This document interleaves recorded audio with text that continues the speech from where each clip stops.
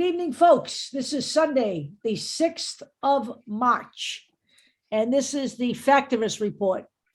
Tonight, we are going to continue to talk about the right wing in America, which is growing more extreme by the day. And we're going to talk about America First, and we're going to talk about some of the most extreme right-wing candidates out there who are either in office, running for office, or both.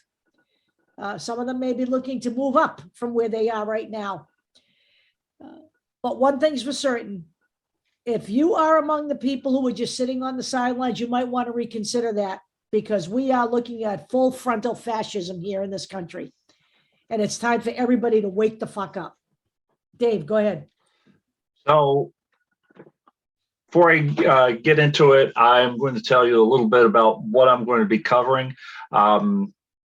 I'm going to be showing you exactly what fascism is, some of the definitions, some of the indicators of what fascism is, also where some of this is coming from, specifically the America Family Pack, and going to highlight Arizona, which is actually a really big epicenter for Nick Fuentes and his group.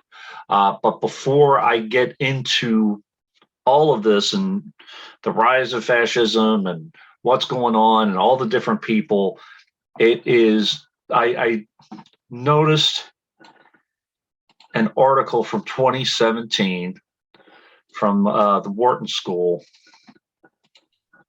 And this is written by, this is an interview of Tyler Cohen. And we're talking about the dangers of American complacency. So he wrote a book called The Complacent Class. He's an economist, and he has some good points. Talks about how over the years, over the decades, we have, as a society, become very comfortable.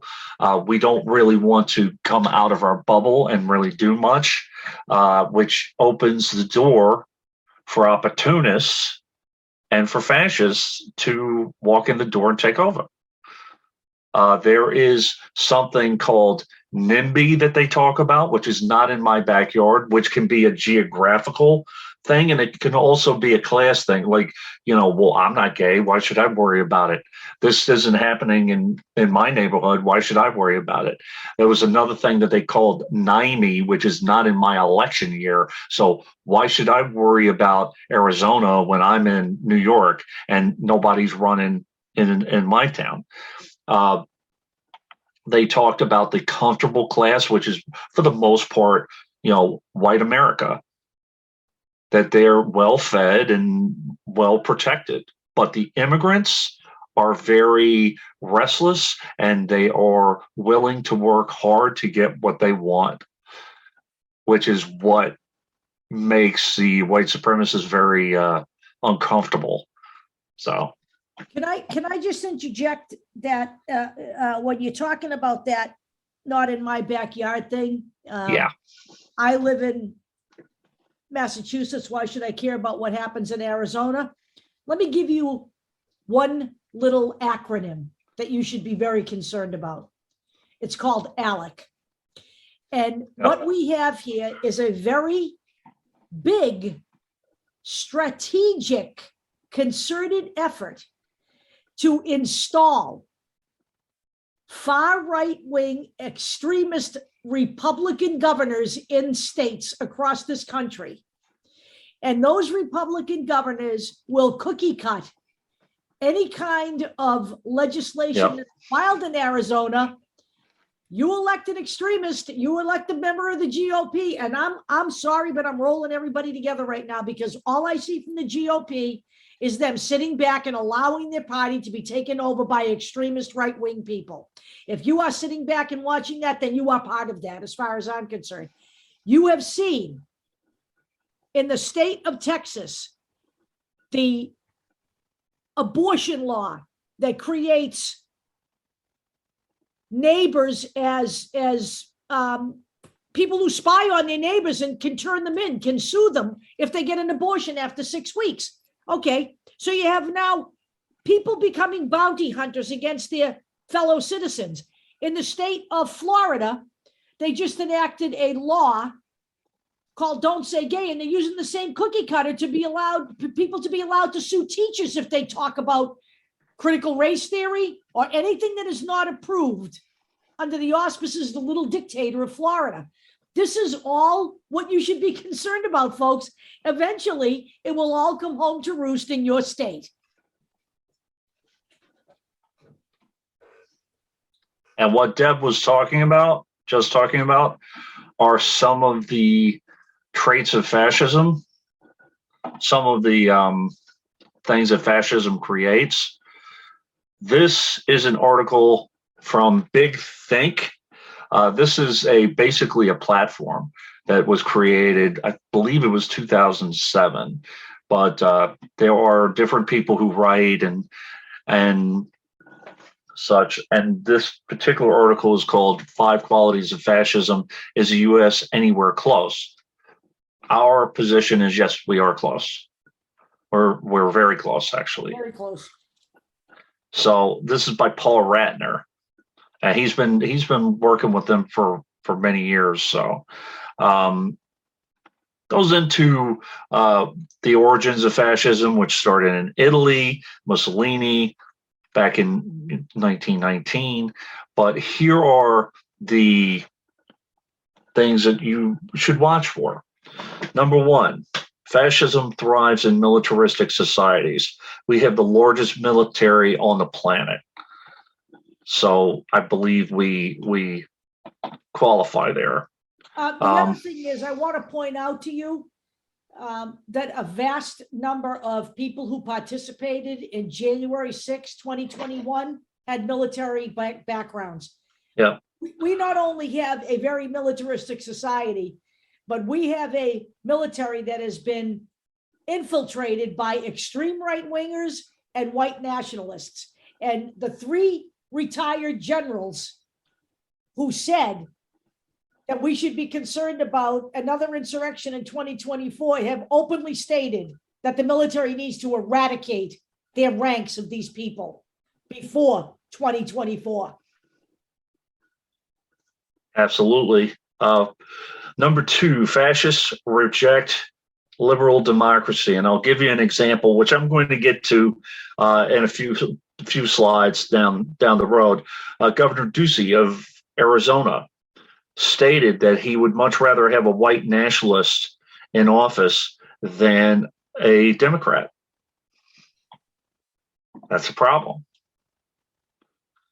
Fascists, on the other hand, prefer totalitarian one-party rule.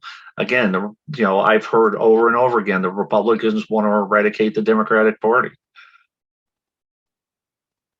And to go farther than that, we will be talking about Nick Fuentes and the American Family PAC and his group. They call themselves the Groypers for some reason. They will push right-wing politicians and other figures to go even farther right-wing to match their white nationalistic bullshit. So number 4, they talk about many scholars don't regard fascism to be solely right-wing or left-wing as an affliction. In our case, right now, it's right-wing. So all of this stuff, all of this oppressive stuff that I'm seeing, whether it's Don't Say Gay, an attack on CRT, all of this, the attacks on a right to choose, all of this is coming from the right wing, all of it. By the way, a choice on whether or not to get vaccinated or put a mask on your kid, it goes both ways, by the way. So, number 5. I'd like to say, by the way, yeah, requiring children to be vaccinated and have a physical before school has been going on since 1977. This is not new, okay? It has nothing to do with being put in place because of the pandemic. It has been here for, I don't know, for a long time now. It's called fucking public health. Number 5, the ultimate circumstance when people are willing to give up on their ideals is being in a great state of fear for their safety. Now you see it with, I remember the Roger Ailes documentary. Even guys who worked at Fox, fear. You have guys like James O'Keefe or whoever it is, these and the right-wing extremists talking about, not even QAnon, but the Great Reset and the New World Order, and it's coming, and they're coming for you, and all of that is fear. They're pounding fear into your head. By the way, one of the basic tenets of propaganda and advertising, where I spent 35 years, is to create fear, uncertainty, and doubt. Yep. And whatever they're selling quells that fear. Correct. So we can solve your problems. And next, the ultimate shuckster. So this is an article from The Week. This is back in 2015, Ryan Cooper. He talks about how scary Trump was back then in 2015 when he was just pushing for this, and how there were different signs that he was going down a fascist path. So that's how, at least in 2015, and I'll be honest with you, at that point, I wasn't looking at that. 2015, 2016, especially like right around when Bernie didn't get the nomination, we were all upset about that. We had our, at least my group had our heads turned away from Trump and criticized the Democrats for a long time. Now, they're not beyond criticizing, but this is dangerous. By the way, in 2017, he openly embraced the white nationalist group. And the Republicans have done nothing about that. And if you don't think that their lack of taking control of their party has taken its toll and contributed to where we are today, you're not looking around. You're not paying attention. Right. So these are considered minor things. I remember when this stuff happened, when a lone protester started chanting Black Lives Matter at a Trump rally. Trump has jumped him, and he wasn't badly injured, but Trump later said maybe he should have been roughed up.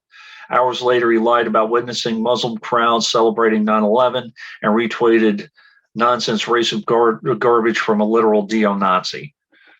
So so people think that's just no big deal. It is a big deal. It is. It gets into the American psyche, and he has done this over and over and over again because he knows the more he talks, the more he's beating this into people's brains. Yep.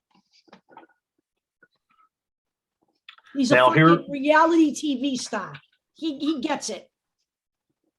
And people have said that Trump has energized the Republican Party to put forward different legislation. And here's an example of some of the legislation we're talking about. This is Governor Abbott.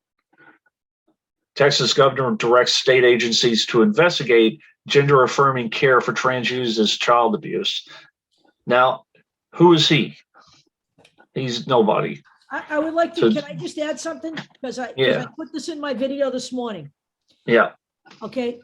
Not only did he direct state agencies to investigate this, he has also threatened criminal penalties for any licensed professionals, including doctors, nurses, and teachers who failed to report this abuse. Again, bounty hunters. See what I'm saying? Yeah. Texas officials have already begun investigating parents for the crime of supporting their transgender children. Understand what's going on here, folks. If you can't figure this out, you know, you may not be in this position, but you know what? Anytime you think these people are about your fucking freedom, you might want to think that over again. And again, we talked about NIMBY a little while ago. Maybe they will encroach, the right wingers will encroach on your backyard at some point, in some way. You have a child that needs to get an abortion because they have an unwanted pregnancy, or you want to marry outside your race, or whatever it is. Something, or you want to teach your kid about history. One state has already filed a bill that will prevent women from using birth control if they're married. Do you people get any of this? Is any of this fucking registering in your brain? Now, Deb informed me that this actually became law. So, this is a Vanity Fair article back in February 25th of this year by Bess Levin, talking about this jackass. It has Ron passed DeSantis. it has passed through all of what it needs to do. All he has to do is sign it. Just sign it. Already signed it. I can check that now while you talk. So this is the Don't Say Gay bill. So this will prevent kids from talking about their issues or coming out, or talking about abuse and why they're being abused. How is this going to help anyone? It doesn't. It actually causes harm. It causes harm. Something you probably gleaned about the GOP by now is, while it talks a big game about being the party of freedom, when it comes down to it, it wants to police the books people can read, the subjects they can teach, decisions they're allowed to make about their own bodies, and the words that come out of their mouths. Yes, despite regularly invoking and entirely misrepresenting the First Amendment in order to justify inciting a violent insurrection, or complain that their rights have been violated when they very much have not, conservative lawmakers are currently trying to censor the conversation teachers are allowed to have in classrooms. By the way, I have an article right here from the 3rd.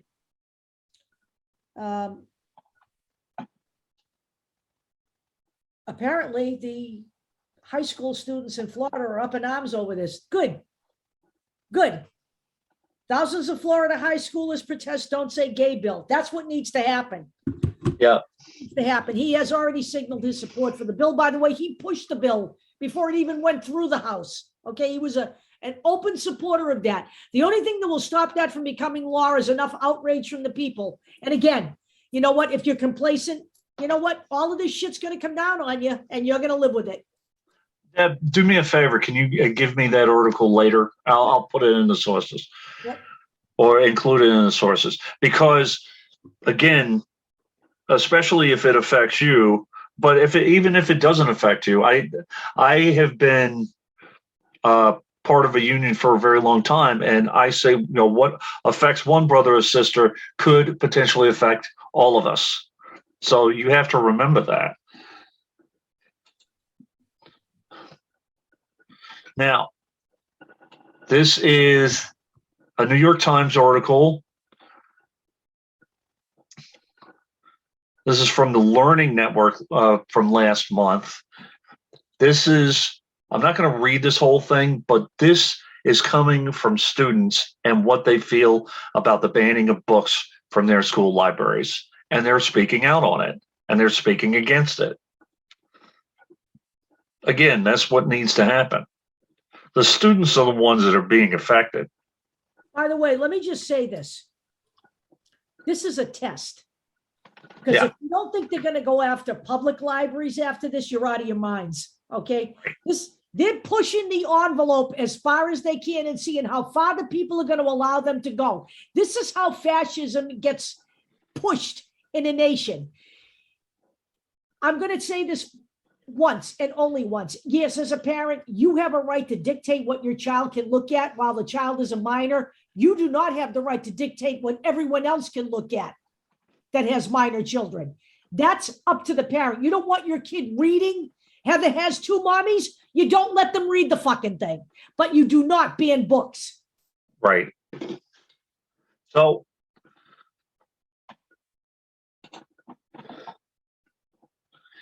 this is an opinion piece. Again, I'll let you guys read it.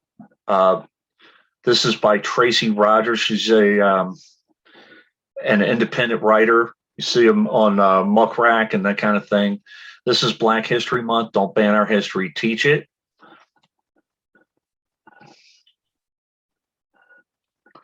Basically making the point that by trying to diminish Black history, you're trying to eliminate the culture, and it's racist, saying that they don't matter. And but we don't want the white people to be uncomfortable with our history. Remember that. Right. They don't mind the Black people being totally disenfranchised and us pretending that they don't exist and us pretending that the white man didn't bring him here to enslave him. Okay? They want to pretend that their founding fathers didn't impregnate some Black women and have Black children. They want to pretend all of that was fake, but we're worried about the white people feeling so put upon by the Right. truth. By the way, racism against Black people is not limited to just whites. Black people can be racist against Black people too. You see it with Candace Owen, and I'm going to show you an example of a Black pastor who went to this American Family Pack a little bit later. So you should probably, never mind. I don't even want to go there. yeah. I can't. Yeah, don't. Close, though. I came very close. There's a term called America First, and this is actually a historical term. It goes all the way back to the 19th century in the KKK. Okay, this is an interview of someone, Sarah Churchill. Okay, she's an author, another author, and she talks about it. She wrote a book called Behold America. And she mentions it. America First was a campaign slogan in the 1880s, which means it appeared much earlier than most people think. It didn't become a national catchphrase until President Woodrow Wilson used it in 1915 to try to keep America out of the First World War. So he was trying to placate the isolationists, but he was trying to also be an internationalist, blah, blah, blah. But it was taken up later by racists and nationalists. So the phrase got taken up in the name of isolationism also almost instantly, and is quickly connected with other ideas that were also on the rise at the time, especially the rise of the Ku Klux Klan. So what happened now is you have Nick Fuentes and his group picking this term up. And by the term, they use the term America First basically as Americans first. And basically white male Americans first. Nick Fuentes does not believe that women should have the right to vote, by the way. I don't believe Nick Fuentes should have the right to breathe, but that's yeah. Shame on you. Yeah. Feel bad not. So I don't know if anybody heard this. This is long gone. By the way, out of our consciousness at this point, people have forgotten about it already. Unfortunate. Yeah, GOP leaders condemned lawmakers' appearance at the White Nationalist Conference. Now, there were two national lawmakers. that went to this thing. Marjorie Taylor Greene, but don't worry about it because Marjorie Taylor Greene didn't even know Nick Fuentes and what this was about. She just wandered in off the street. She thought she was going to a McDonald's or something. I don't know. And then we have Paul Gosar, and by the way, this was his second time at the American Family PAC. So 3 days after Mrs. Greene appeared in person and Mr. Gosar by video at the America First, I keep on saying America Family, but it's America First, sorry, Political Action Committee. So America First, which we just talked about, organized by a prominent white supremacist, Nick Fuentes, and even the GOP recoils at this guy, just so you know. And Nick Fuentes has his group called the Goipers, who push people to try to become even more right-wing and more racist and more white nationalists, trolling these people, trolling people like Ron Watkins of Arizona. So this is the group. It was, by the way, reportedly with Q started. QAnon. Yeah. Let's elect him. That's a good idea. So let's talk about the Groyper Army. It's a white supremacist group that it presents its ideology as more nuanced than other groups in the white supremacist sphere. While the group and leadership's view align with those held by the white supremacist alt-right, Groypers attempt to normalize their ideology by aligning themselves with Christianity and traditional values ostensibly championed by the church, including marriage and family. Like the alt-right and other white supremacists, Groypers believe that they, by the way, Groypers comes from this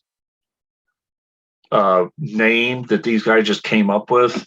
There was a logo, if you remember Pepe the Frog. They modified it to their liking and called the thing Groyper.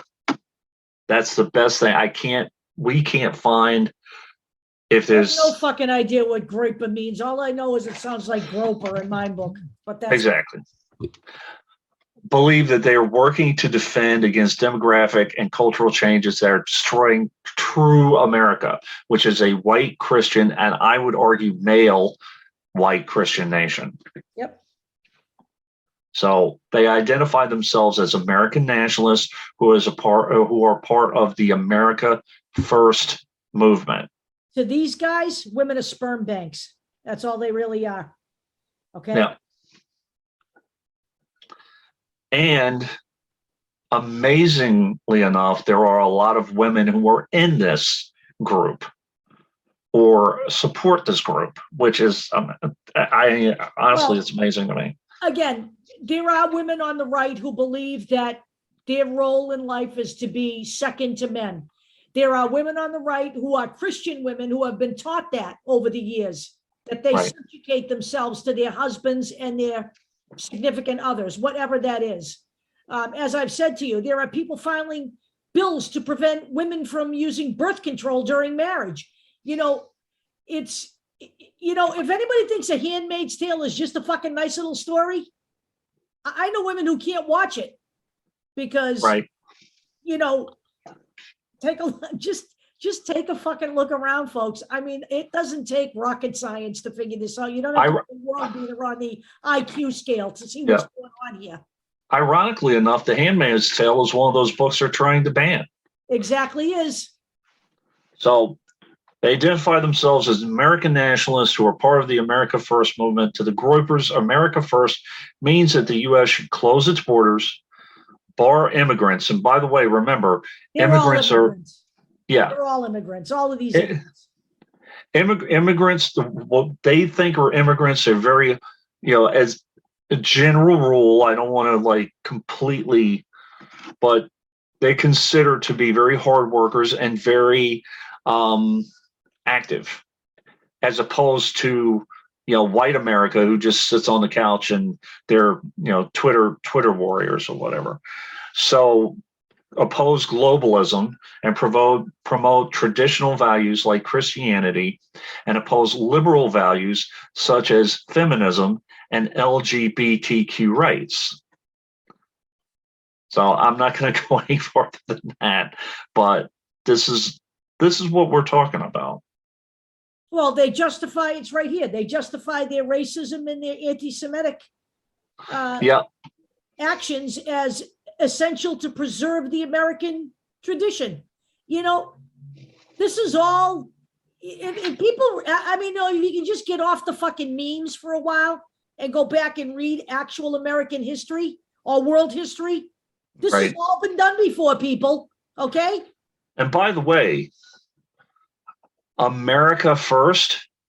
Well, if we're really going to put America first, shouldn't we give America back to the natives, the Native Americans, because they're the ones that were there before us? I'm just saying. Leif Erikson, he was too. He was too, yeah. Okay. Now we're talking about the Groyper Army is looking to make white nationalism mainstream. It has key allies in Arizona politics, namely Governor Ducey and also Wendy Rogers, who is, a state officer in Arizona and a nutcase of the highest order, let's just say. So, dear Groyper Army, please hit Ron Watkins. Love Wendy, because she feels that he's not right-wing enough. Jesus Christ. State Senator Wendy Rogers was asking her fans and allies in the Groyper Army to go after the QAnon conspiracy theorist turned congressional candidate because he had alleged Rogers, who had built her political brand on spreading lies about the 2020 election, was involved in some sort of backroom deal that was preventing Splunk logs and routers from being examined for alleged election fraud. So there we go.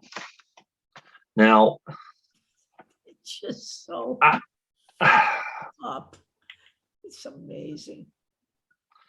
Self-styled online army that Rogers was imploring to rally to her aid is a collection of white nationalists who often use online trolling tactics against people they don't like. Just so you know. Yeah. So this was the day after the Capitol riots. 7 Arizona Republican legislators faced calls to ban them from the House and the Senate. Some were actually there, and all of these people, they're different levels, inciting or spreading misinformation, all that kind of stuff. To the best of my knowledge, every single one of these people is still in office.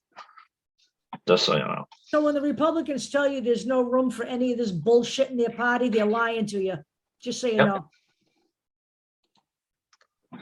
This is what I was talking about the Republicans talking out both sides of their mouths. Arizona governor said he'd rather have a white nationalist in state legislature than a Democrat. This is Governor Ducey, who, by the way, is not going to be able to run again for governor, and he's not running for senator. I don't know exactly what he's going to do, but we'll see. He was the one who endorsed Wendy Rogers in the first place.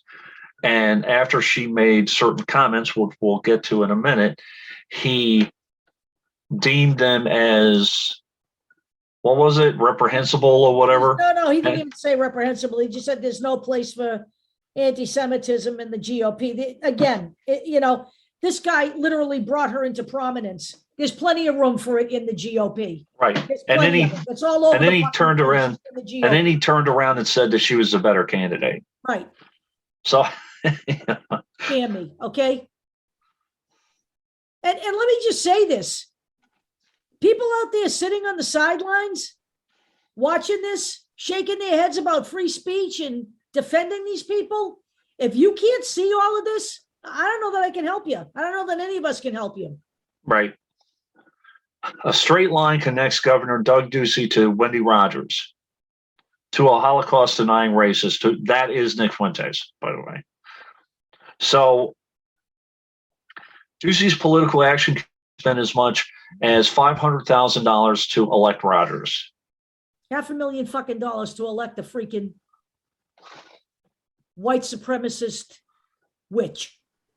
Who also, by the way, is a member of the Oath Keepers, whose head honcho has been charged with sedition, Yep. if you remember. But back though, folks, don't worry about it. Doesn't affect you. Governor Ducey does say that she's the better candidate. Yeah, he does. Yeah. Despite saying that racism has no place in the GOP. Yeah. Now, despite what Governor Ducey said, the GOP is very upset that he's not going to run for Senate, because he's the one that they want to run for Senate in the GOP in Arizona. Here, Wendy Rogers said the white nationalists are patriots and called for the hanging of political enemies. This is Wendy Rogers. And that gaze with that smile scares the hell out of me, to be completely honest with you. Sarah Palin was bad. I know. And by the way, I understand she's a state senator, but where do you think people in national government come from? You don't think that she could come to prominence or do some damage in her own state? You know, wake up. So Everybody's got a starting point. Wake up. and this is Wendy Rogers again with her little hat on. The bond that explains why some on the Christian right support Putin's war. The reason that Wendy Rogers supports Putin is because Russia has a lot of the legislation already in place that she wants put in place in the United States, such as the don't say gay laws and some of book banning stuff. Right. So, anytime you want to paint Vladimir Putin as a liberator of a fascist nation, you might want to rethink all of that, because Right. you live in dumb Fuckistan.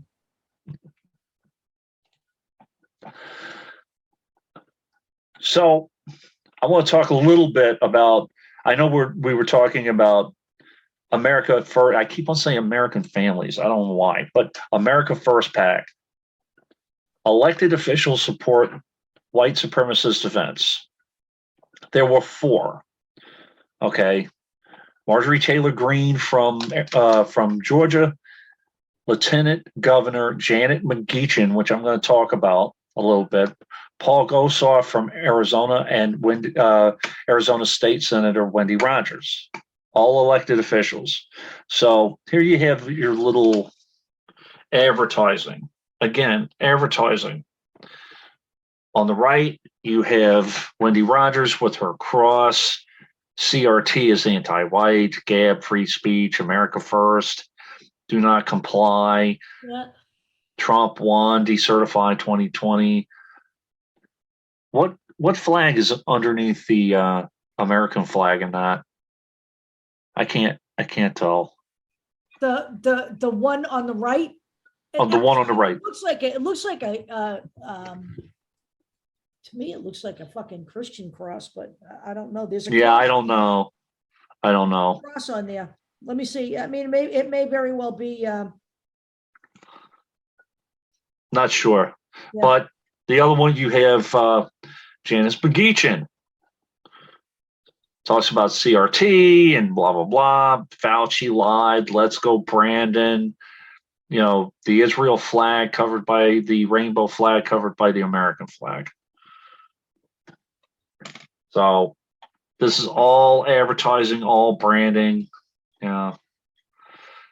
Sigh. So we have the speakers.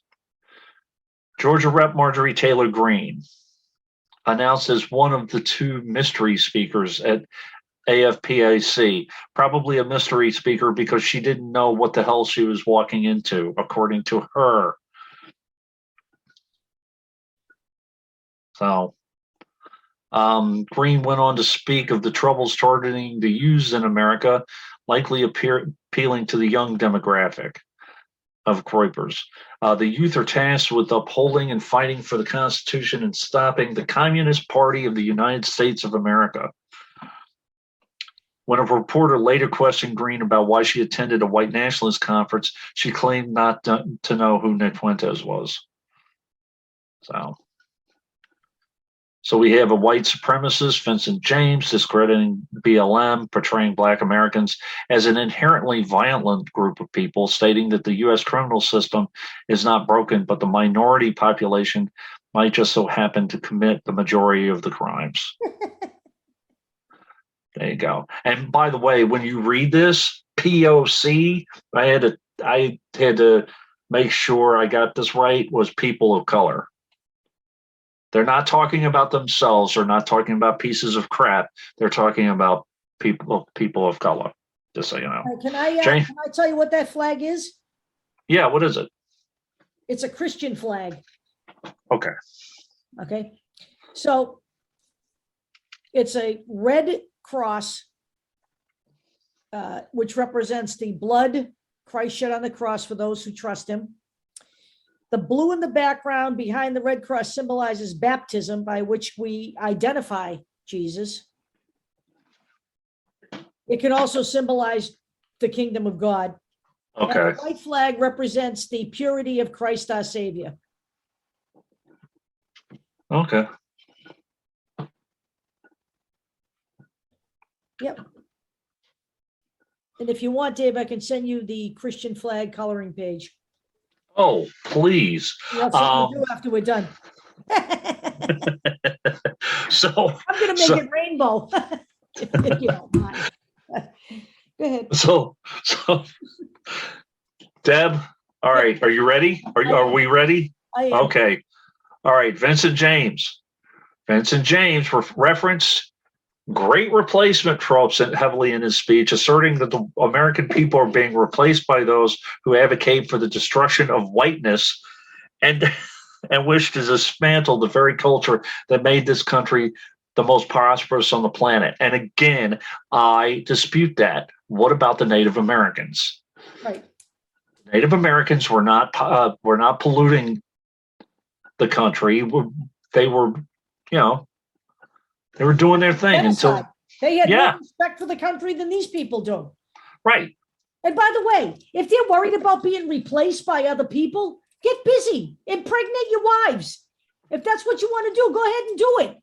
We don't want to do it, but hey, you go ahead and do it. That's your job. Fucking idiots. Yeah, well, they might start impregnating everybody. Yeah, man, they won't be impregnating me anytime soon. Well, not you. I have been sealed. I can tell you right now, it ain't never happening. You shouldn't be mad about how they are defining your culture. You should be furious about the fact they're trying to replace it. He also referred to anti-white propaganda as a declaration of war. And by the way, again, we're talking Hitler. We're talking about the purity, the pure race and all that bullshit again. Are you listening, folks? Because you know what? You look just as fucking clueless as the Germans did back in the day. Okay, so, Stu Peters. And by the way, the American Defamation, these guys do a lot of good work. Far-right conspiracy theorist Stu Peters' speech focused on the war of good versus evil against the deep state cabal, stating the The left isn't even relevant anymore. The uniparty globalist sellout Satanist, referencing the GOP, want to sell your kids and lock up white people forever. We are in a biological war. Jesus.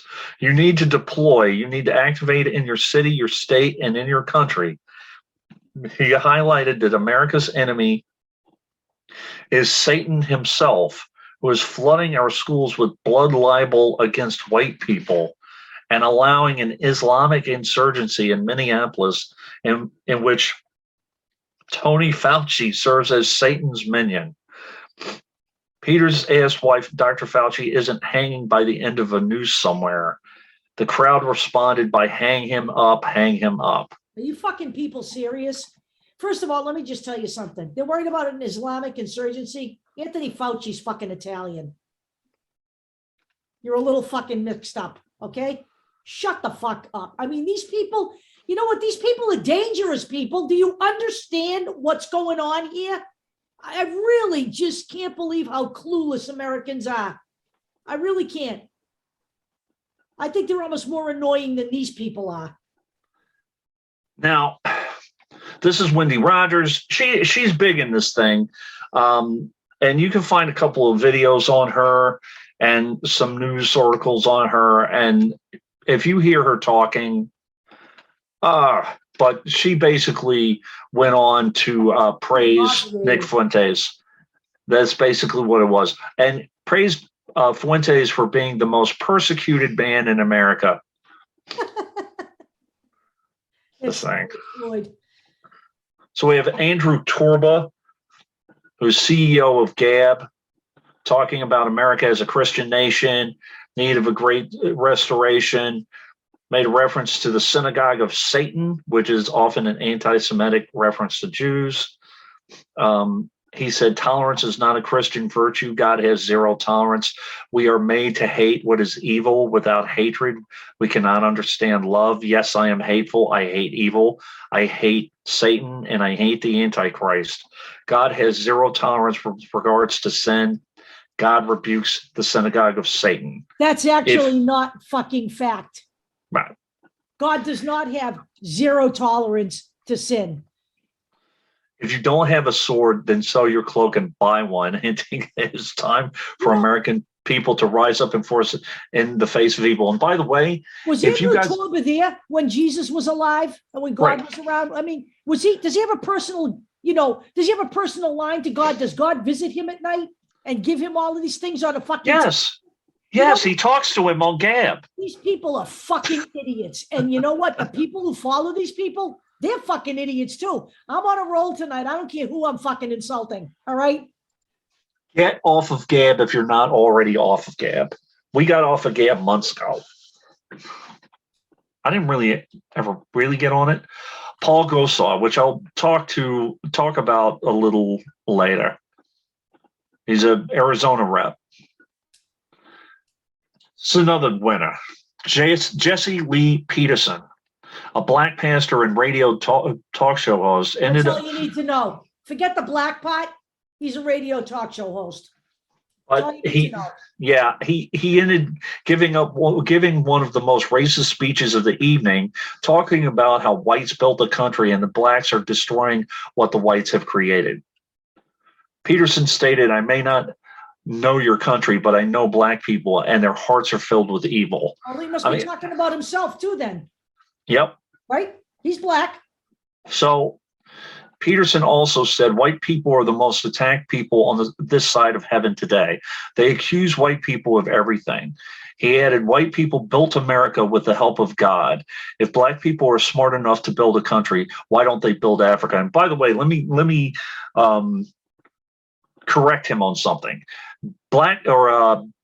White people built this country on the backs of black people, on the backs of the Chinese people, on the backs of Japanese people. Give me a break. And by the way, they built this country by committing genocide against the Native Americans. Yes. So let's cut the shit. Oh, but we can't say that because we're eliminating critical race theory because it may make people uncomfortable. Stop it. You're fucking snowflakes. That's what their problem is. They might Jan- melt under the glare of fucking truth.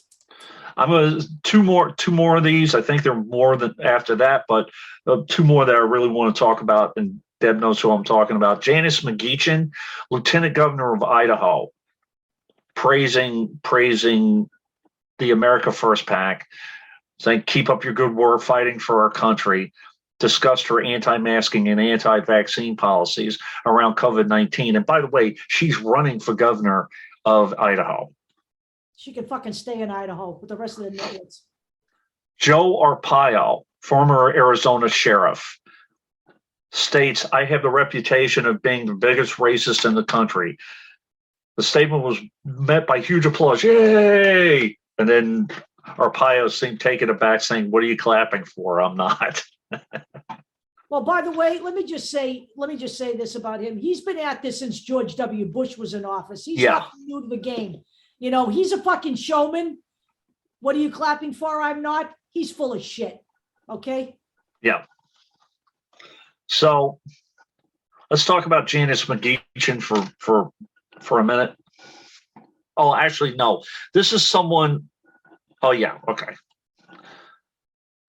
So days after Mcgagin's appearance at a white nationalist event, Little Idaho, GOP responded. Again, they want to censor her. They find her comments reprehensible, blah, blah, blah, blah, whatever. But she's still going to be able to run, right? Because there's no room for this in the GOP. Oh, except there is. Now, the Democratic Party did call for her resignation. Obviously, she's not going to resign.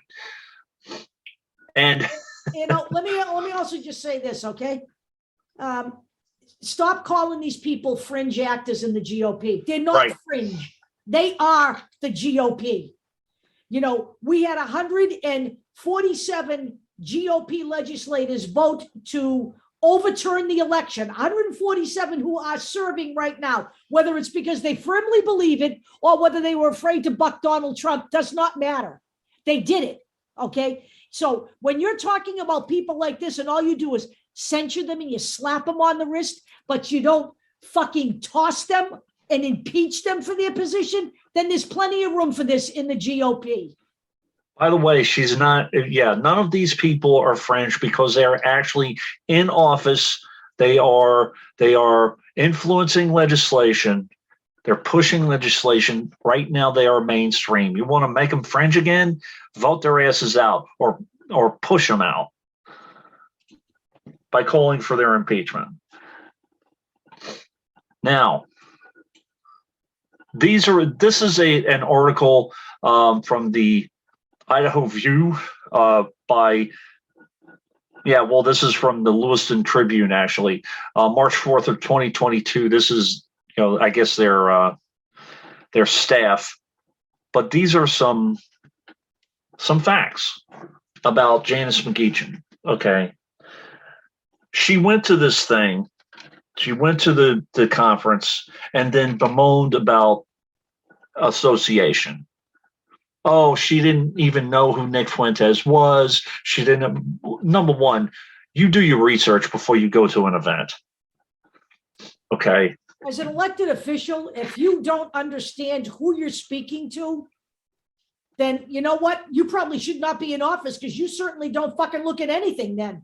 Why would we trust you with anything beyond being able to make a speech somewhere? So, she talked about guilt by association and cut the interview short after being asked about why she went to the event, blah, blah, blah. This is not Mcgagin's first rodeo or her second or even her third. Here are some facts about Janice Mcgagin.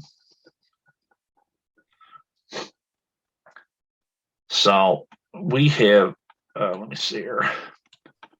Before she won the 2018 election, Mcgagin was encouraging racism. A man calling himself Bob Jackson posted on Facebook that Trump made him proud to be white again, and Mcgagin responded, "Thank you, Bob." Hold on, I have an itch. All right.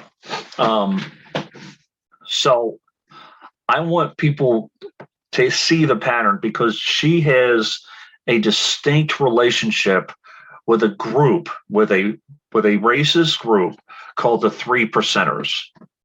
Okay, these are some people that I believe we've covered them before. Yeah, you have the Oath Keepers, the Boogaloo Boys. The Three Percenters are another one of these kind of groups. In the fall campaign against Democratic nominee Kristen Collum, Mcgagin showed up at the Idaho public television debate with a 4-member security detail. Someone who was with the Idaho Falls Post-Register noted at least one of her bodyguards was wearing the tattoo of the far-right anti-government militia group, the Three Percenters. The following spring, Mcgagin posed for a photo outside her state capitol office, making the heart sign to Todd Engel, imprisoned for joining in the 2014 Cliven Bundy standoff with federal law enforcement officers at Bunkerville, Nevada. Joining her in that photo op, again, were Three Percenters. And many consider what she was doing as a white power hand sign. 24th anniversary of the Oklahoma City bombing. While serving as acting governor, because little was briefly outside the state, Mcgagin delivered a heavily edited oath of office to a conclave of Three Percenters rallying outside the Capitol. And I'll give you, you guys can read. Oh, actually, I wanted to read one more. In August of 2020, Mcgagin headlined a John Birch Society organized rally at Twin Falls, another radical group. But she didn't know who they were. No, Give me a break. of course not. She hasn't got time for that.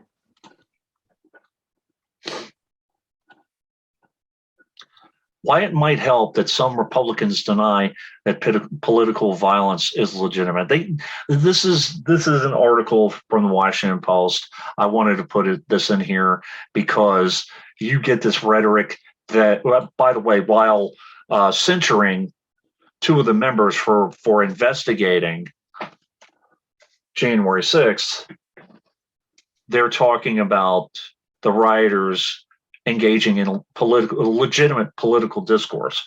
And then from time to time, they will denounce something that may make them look bad, but then later on praise or defend that, GOP politician, like Ducey did with Wendy Rogers, or people did with Janice Mcgagin, or whatever.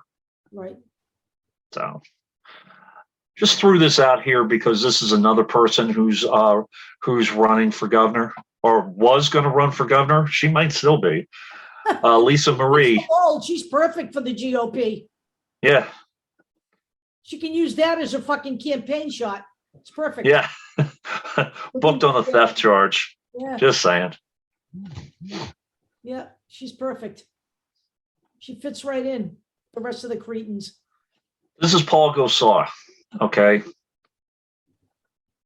Lengthy ties to white nationalists, pro-Nazi blogger, and far-right fringe. By the way, it's no longer fringe, as Deb said. Received little pushback for years. He's not a fringe player either. He's the real deal. So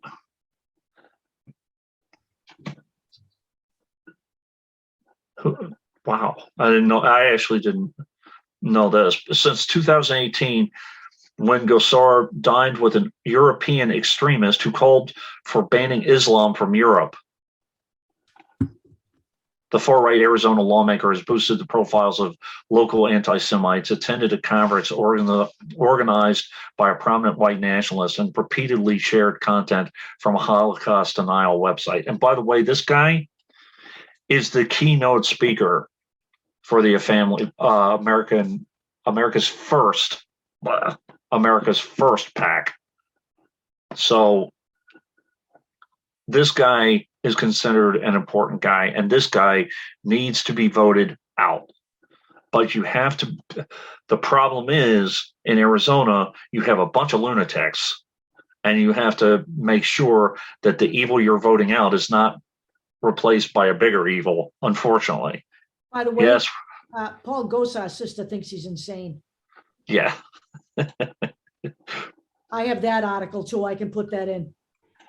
This is his primary challenger. I don't know that much about him. I have no idea. But I guarantee you this guy is not, just a benign guy. He's another Republican. He's a military guy. Guilt by association. Go look him up before you do anything. But hey, yeah. If he's as Just bad as Gosar, I'd fucking stay home. Yeah, U.S. Army Airborne Ranger, worked in the high-tech fields of cryptocurrency and cybersecurity. I don't know. I was like, I would just be careful. Here's another person. Now she is actually in a different district now. Shut up, lady. Anna Marie Ward. So you can. This is only a few minutes, so you can listen to her spew her hate. But there's a couple things that I wanted to show you from her.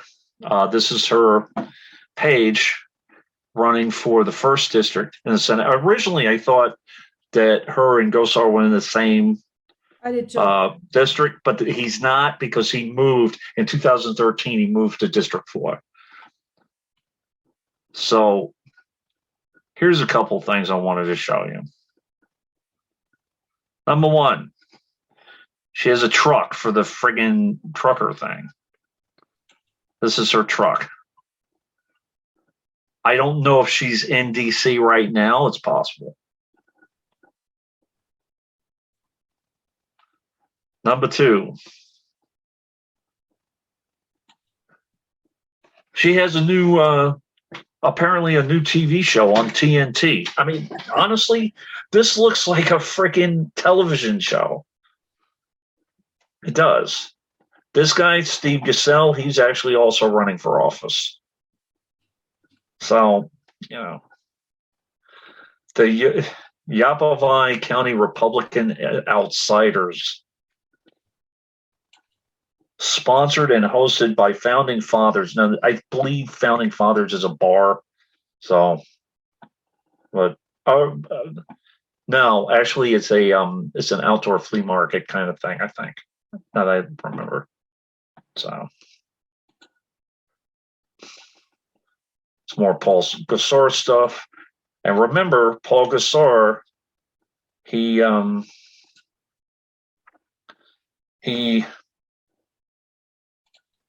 was censured for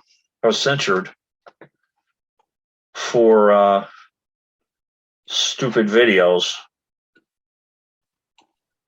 depicting Biden and the deaths of Biden and AOC. So I wanted to mention something. There are a couple of groups out there. One, there's Facebook, like Trump for Prison or whatever. Also the Lincoln Project. The Lincoln Project is actually pretty good and pretty active. I want to get involved. This was back in 2020. Okay. Those who support corrupt efforts to silence voters will face consequences. On Election Day, the Lincoln Project is today releasing a series of state-based videos reminding voters that the fight isn't over yet. This, aimed at Arizonans, highlights the complicity of Governor Ducey and Senator Martha McSally in efforts to suppress the vote.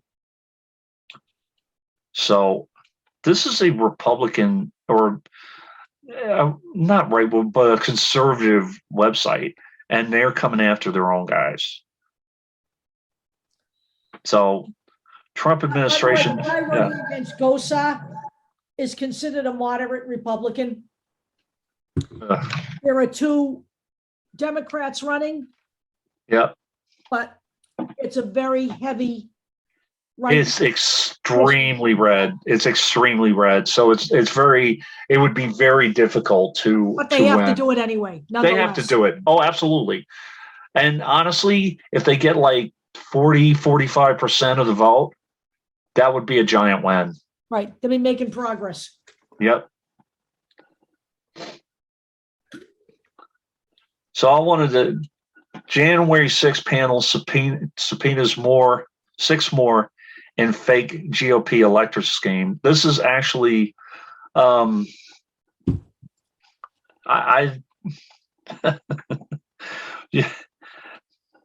Individual subpoenas include Michael Roman, Gary Michael Brown, served as director of Trump's 2020 reelection campaign. We're talking about Pennsylvania State Senator Douglas Mastriano, Laura Cox, former chair of the Michigan Republican Party, Arizona State Rep Mark Fincham, and Arizona Republican Party Chair Kelly Ward. One of the claims is that they were trying to put in fake electors in Arizona. Because Mastriano's running for office. He's governor. Right. Just so you know. I just wanted to book in this. Just remember, I mean,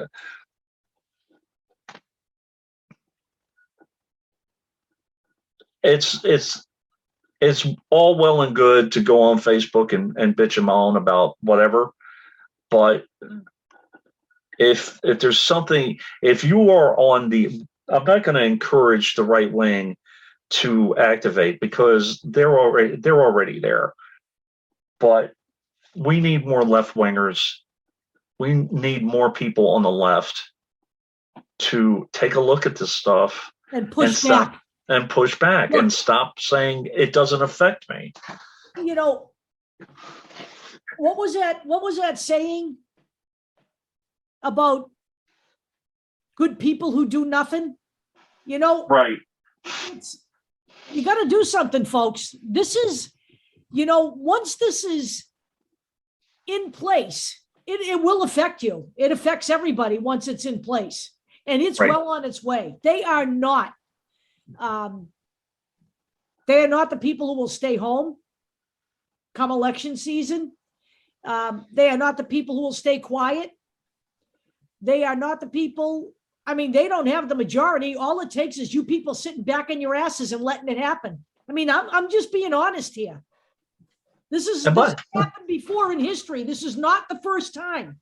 You know, we've only been around for 250 years. Is that what about 245 years? You know what?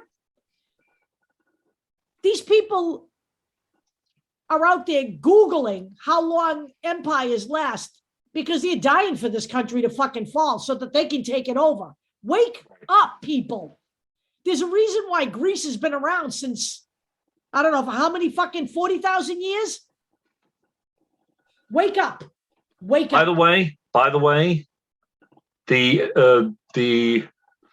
Freedom Convoy is in DC right now. And if you think they're going to go away quietly, I doubt it very seriously. Right now, they're just, you know, driving around the Beltway at 40 miles an hour, you know. They don't really understand that, you know, people who live in Washington and New York and Boston are used to only going 40 miles an hour when they're going home from work. Right. But hey, I digress. This is, you know, this now is not about masks and mandates. It is not. All right. Most of the masking has been dropped across the nation, and most of the mandates have been given up on. Okay. And it had nothing to do with what these people are doing. All right. These people are out for more than just masks and mandates. There are white supremacists involved now, and the farther right, all they needed was an excuse, and they found it. Okay. Wake up. It's being funded. They're grifting. And this is all about a bunch of disgruntled, spoiled little fucking white men whose candidate didn't win. Yep. Yep.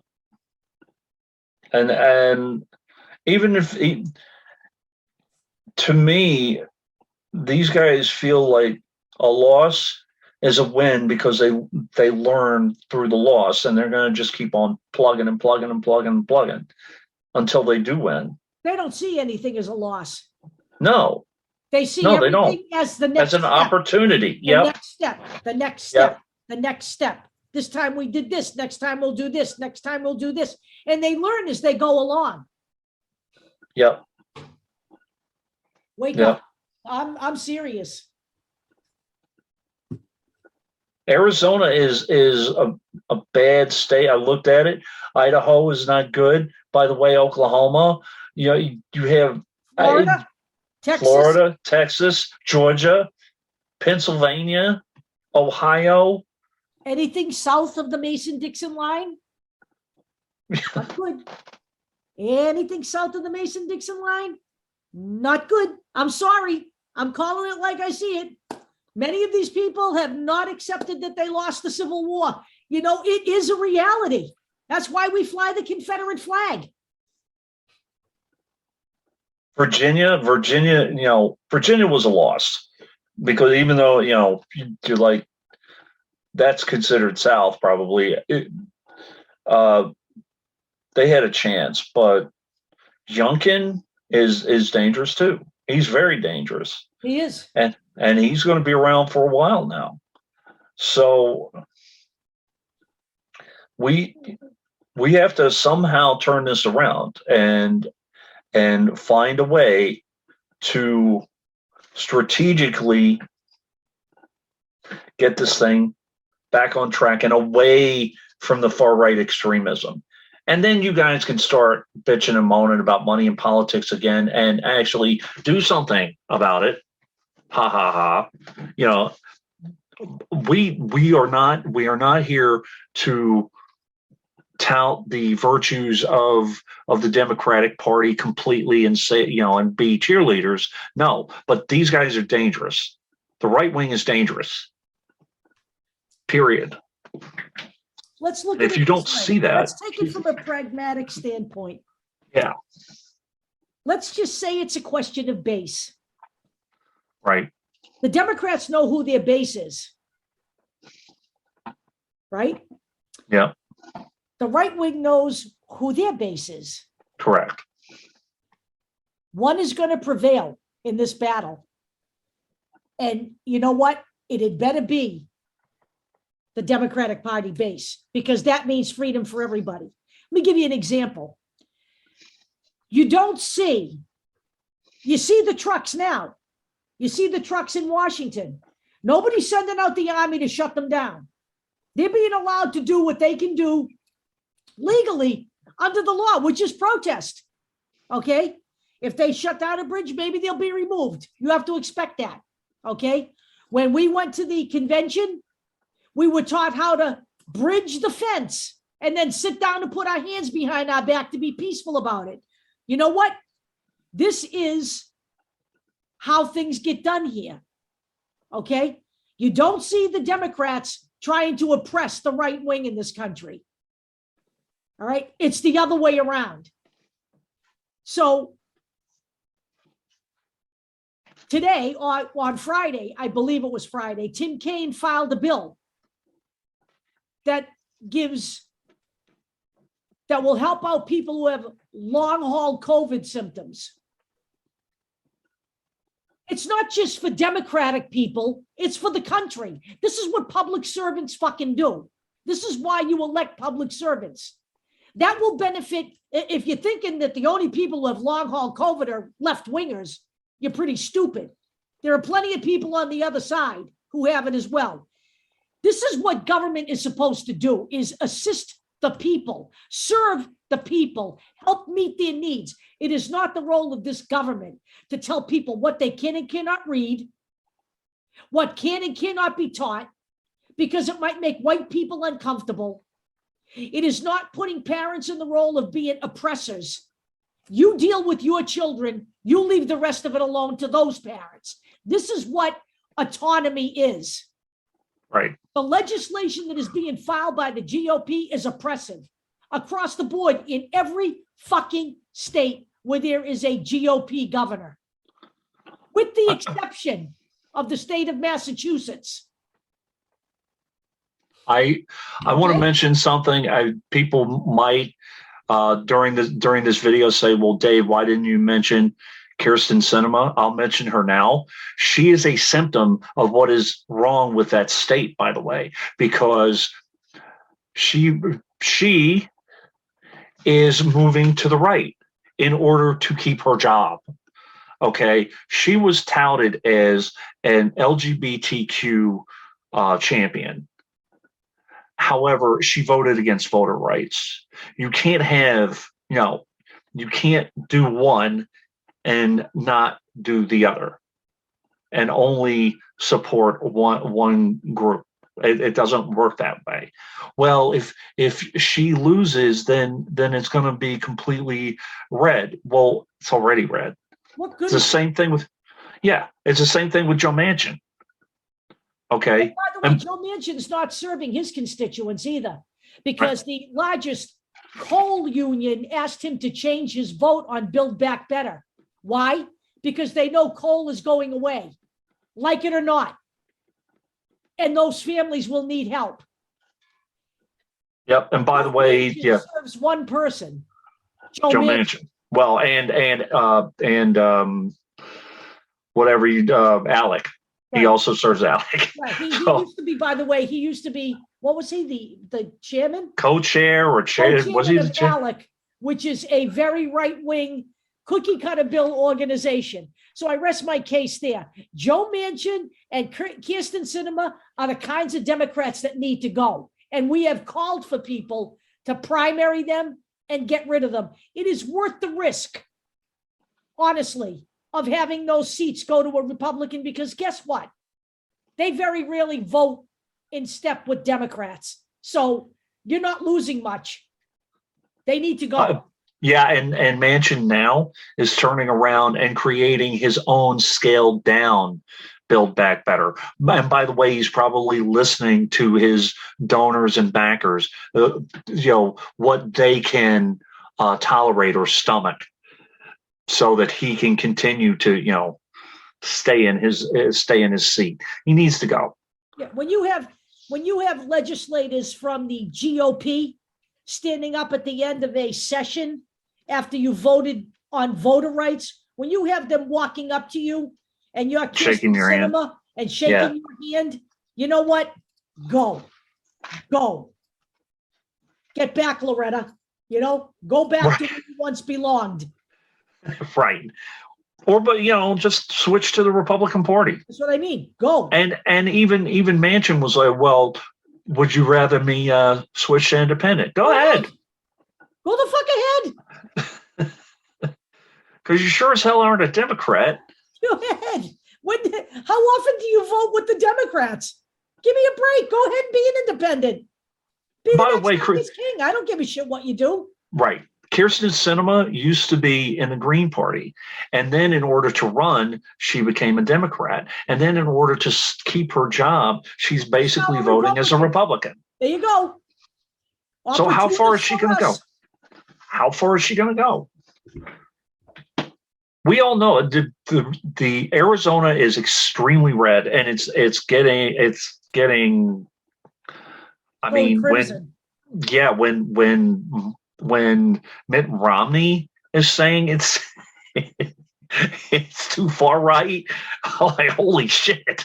So he by the way, he called Paul Gosar and Marjorie Taylor Greene morons. Actually, he called Wendy Rogers and Mcgagin morons too. He was like, he said they were missing anybody who backed. I think it was anybody. I don't know whether it was when they went to the white nationalist thing. I think it was. It was. Who's going to those kinds of meetings is missing a few IQ points. Is exactly right. He also said that. Yeah. Now, and again, Gosar is a repeat offender to that thing. So, he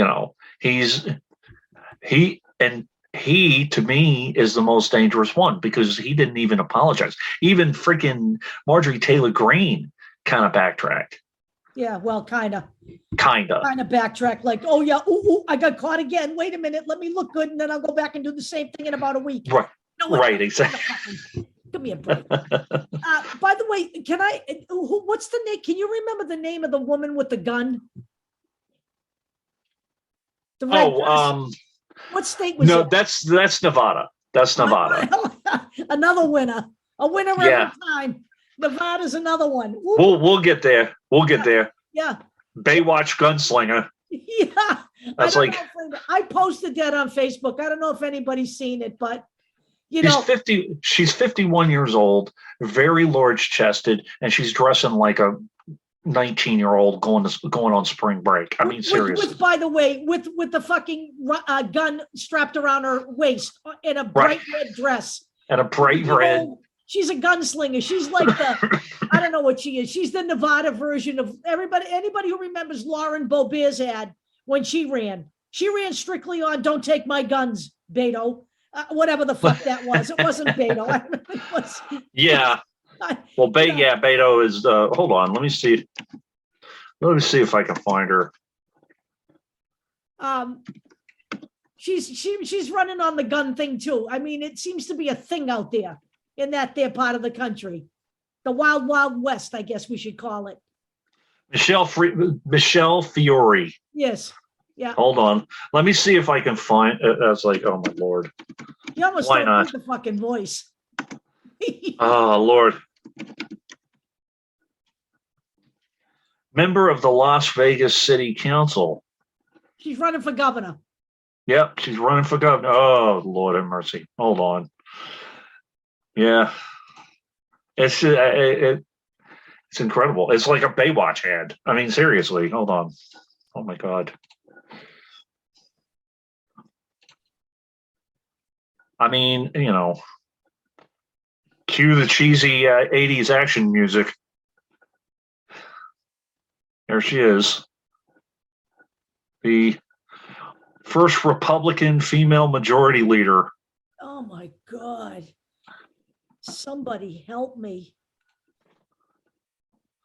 I would say that you can't make this up, but Jesus H. Christ, you don't have to. It's happening in real time right in front of your fucking faces. Beverly Hillbillies, 2022 version. Good Lord. Oh, she's being probed already? What did she do now? I don't know. Oh, Jesus Christ. Hold on.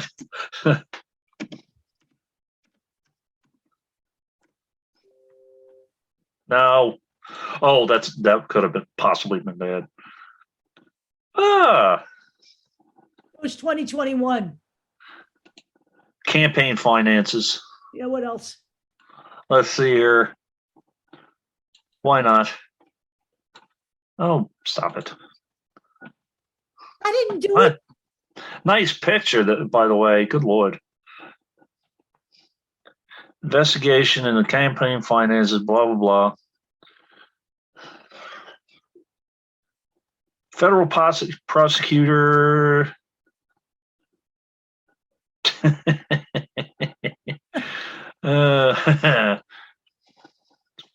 Yeah, okay. You can't make it up. You don't need to make it up. It's right here. I'll put the video in just so people get a taste. Well, I know we'll be going there, but maybe you need something to whet that little appetite. She's a real piece of work. Next governor of Nevada, should be running along the beach. It really is. I mean, I'm just going to say this, people. These are not the women I wanted to break the fucking glass ceiling. You know what I'm saying? Okay. They are not a help. They're not helping anyone. Okay. But themselves. Well, I mean, I'm going to sound like a misogynist, but it looks like, the men in politics are trying to bimbofy the Senate and the House. Like, if they're going to put anybody in there, they're going to make women look bad by putting idiots like this in.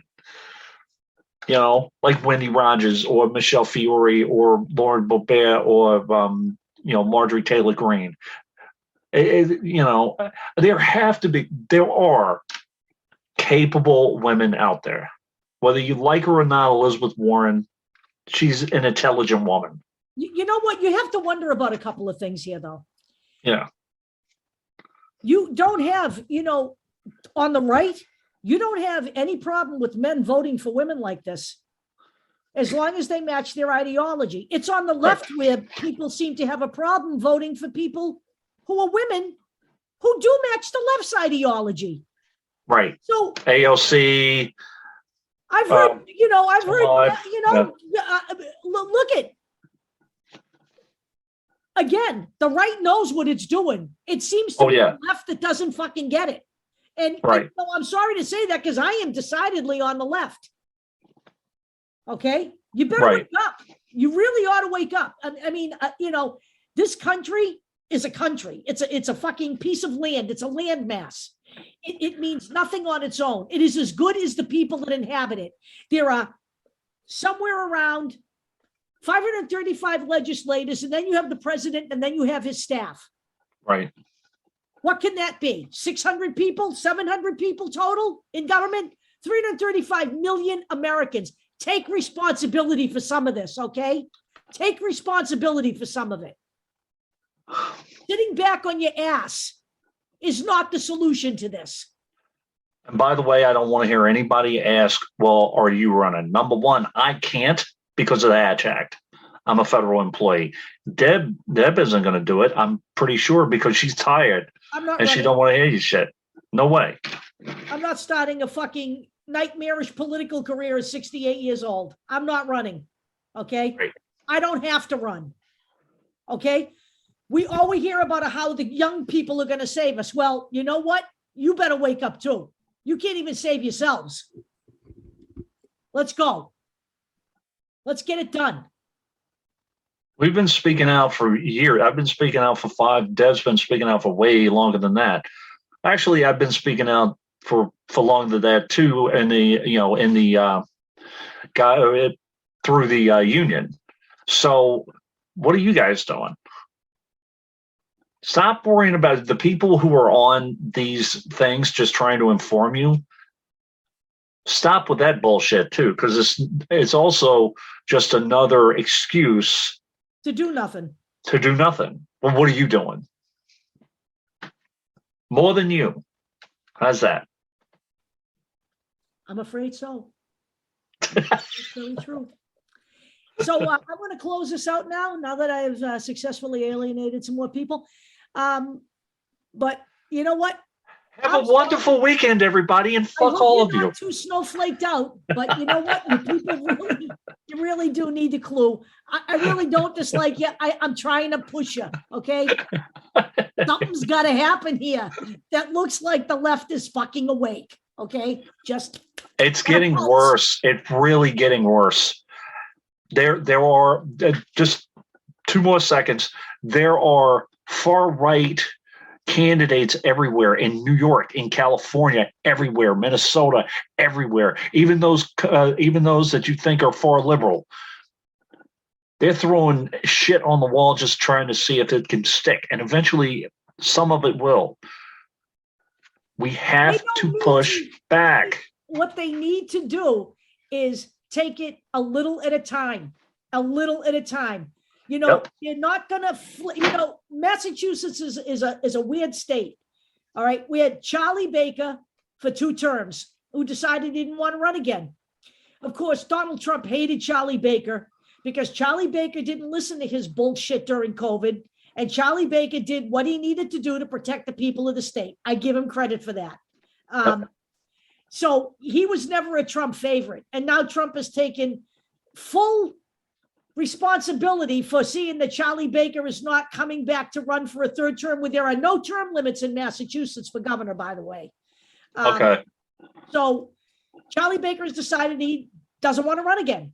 Right. There are in Arizona, thank God. Yeah. 3 terms. There's not here. Okay. But Charlie Baker also is not anti-gay. He's not an anti-Semite. Right. He's not anti-black. Okay. He is a moderate to the nth degree. Okay. He really is. Yeah. So while I don't agree with everything, mostly from a perspective of, his views on finances and stuff like that, Right. Budgeting and all that. I don't have problems with most of anything that he's done. It's been an uneventful 8 years here, but this is how they make inroads. Okay. He's not running. The only rational Republican I actually know besides, Adam Kinzinger, I can't even call Liz Cheney rational. I mean, Liz Cheney looks awful good right now, and I don't agree with her on most things, but I do agree with her on January 6th. I'll tell you that. So now we have, Maura Healey, a Democrat, who's popular here. She's currently, I believe, the Attorney General. And we have this guy, Jeff Deal, who is a Trump acolyte, who, as I've told you in previous videos, I met at a gun show. Yep. This guy is Trump all the way. He's now searching for a running mate. Now, I think we have a lot of people who will just assume Maura Healey's going to walk away with this thing. I wouldn't get into that. Not in this climate and not in this country at this point in time. By the way, we have to get away from that too. Okay. Oh, well, there's no way they're not going to win. Stop. We thought the same thing about Donald Trump, that there was no way that he was going to win. Let me take a little page out of the book. Edward Kennedy was the senator from Massachusetts, a Democrat for 46 years. He held that seat. That was a Democratic Party stronghold seat. He died from cancer, and a Democrat ran, a female, and Scott Brown ran, a nobody. And he was a Republican. He won. He took a seat that had been 46 years in the hands of the Democrats because everybody just assumed, no big deal. This one's locked up. It's been Democrat forever. Right. We're 10 times worse. That was before Elizabeth Warren won. Elizabeth Warren won and knocked Scott Brown out. Don't make any assumptions. I hear Scott Brown's coming back to challenge her. This is the time for this kind of shit to happen. Okay. People need to understand this. Okay. This is a plan. The right wing has had this plan in place forever. And they've been working on this. And you see what they're doing. They're playing chess. And no one else is moving but them. Come on. Get a clue. Okay. And by the way, stop thinking, oh, well, I don't like it, Elizabeth Warren. What legislation has she voted on that you strongly disagree with? How has she affected your life or infringed on your rights, other than the mask stuff and the vaccine stuff? What is it? And if you feel that strongly about it, I can't stop you from voting against her. But if you're going to go to she pretended to be Native American thing, yeah, I would suggest to you that you might want to think twice when you have people who want to deny the existence of blacks and anyone who isn't white currently in office. Come on, people. You know what? Let's not even fucking go there. Right. Elizabeth Warren is a champion of women. Yeah. A champion of people of color, a champion of LGBT people, a champion of transgender people. She is a very intelligent person who challenged the bankers and got nowhere, but she did anyway. And you know what? You talk to me about Scott Brown versus Elizabeth Warren. I'm sorry, folks, there are degrees, okay? The two parties are not the same. And, even if all things go well, say one thing happens, like people just assume Maura Healey's going to win and Jeff Deal sneaks in as governor of the state, that changes things radically. Everything, yep. Okay, that is a win, even if the rest of the state stays blue, okay? That can't happen because that's one of their tactics, to go after the governorships. And be careful who you vote for or who you look at. First off, the votes do matter. I don't want to hear any of this crap about, oh, it doesn't matter. They already selected it, blah, blah, blah. That's a right-wing talking point. And if that really If that really did was fall for true, that bullshit too. Yep. yeah, we We did. woke up and So, started really looking at yeah. shit. Yep. Now- I'm saying it. I'm saying Yep. it. Mea So culpa, now- mea culpa. Yep. So you have that. And then you have people who don't want you to vote if you're female, and supporters of Nick Fuentes and the America First PAC.